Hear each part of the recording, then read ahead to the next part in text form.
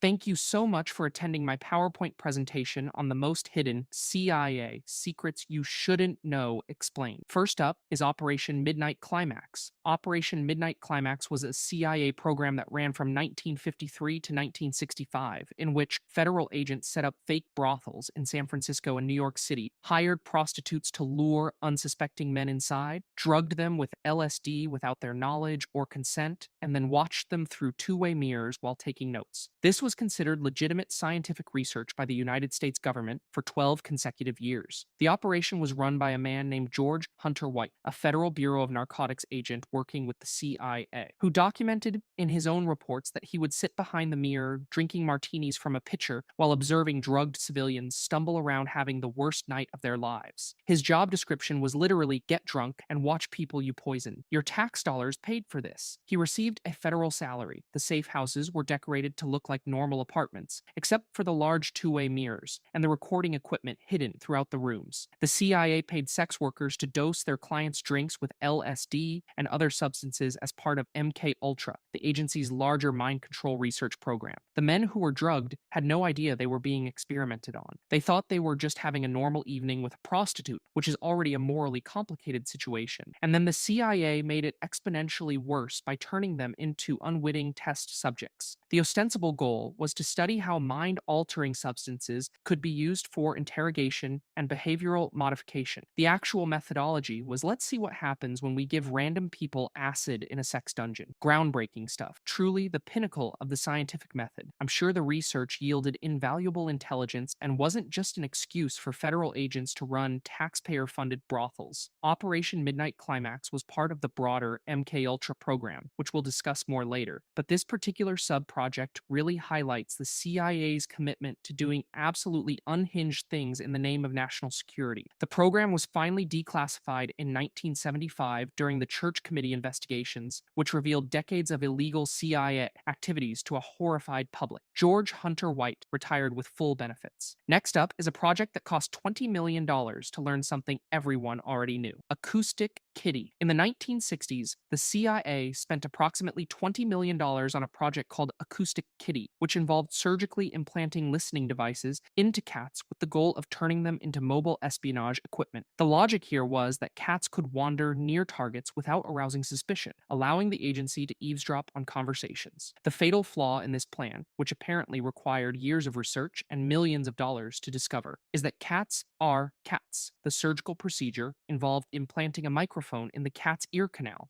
a radio transmitter at the base of the skull, and a wire antenna woven into the cat's tail. The battery and additional equipment were placed in the cat's chest cavity during a lengthy operation. Multiple cats were subjected to this process. The CIA's Technical Services Division spent considerable time training these surgically modified cats to walk toward specific audio targets on command, which, if you've ever met a cat, you'll recognize as a fundamentally doomed endeavor. The first field test of Acoustic Kitty took place near the Soviet Embassy in Washington, D.C. The CIA's specially trained cyborg cat was released from a van with the mission of approaching two men sitting on a park bench and recording their conversation. The cat immediately wandered into the street and was struck and killed by a taxi. The mission lasted less than 5 minutes. The CIA had spent 5 years and $20 million to confirm what every cat owner on Earth could have told them for free. Cats do not follow instructions. Following the spectacular failure, the CIA conducted an internal review and determined that while the technical components worked as intended, the problem was that cats have minds of their own and cannot be reliably controlled. Extraordinary, I know. A shocking revelation that required extensive government research to uncover. The project was officially closed in 1967, with the CIA concluding that training cats for espionage missions was not practical. Declassified documents released in 2001 confirmed the existence of Acoustic Kitty, though the CIA claimed the project was not considered worth the effort in official statements. Not worth the effort. They surgically implanted electronics into multiple cats, developed specialized training protocols, and spent the equivalent of over $150 million in today's money before reaching that conclusion. But at least they learned a valuable lesson about feline behavior that literally everyone else already knew. Moving on to an operation that actually worked. which somehow makes it even more insane. Azorian. Project Azorian was a 1974 CIA operation to secretly recover a sunken Soviet submarine, the K-129, from the bottom of the Pacific Ocean at a depth of approximately 16,500 feet. The submarine had sunk in 1968 with nuclear missiles, code books, and cipher equipment on board, and the CIA decided that stealing an entire submarine from 3 miles underwater was a reasonable course of action. To accomplish this, they built a massive specialized ship, created an entirely fake deep sea mining company, and somehow kept the whole thing secret, despite it being one